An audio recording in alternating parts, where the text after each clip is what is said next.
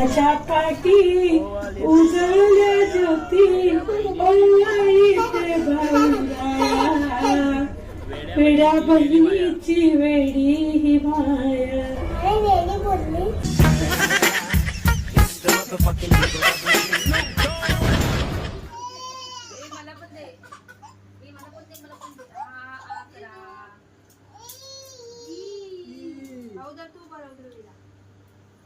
मला कुणी भरवलं नसलं स्वतःच खाल्लाय खाऊ भाऊ उभा राहतात विठ्ठल कमरेवर हात बघ.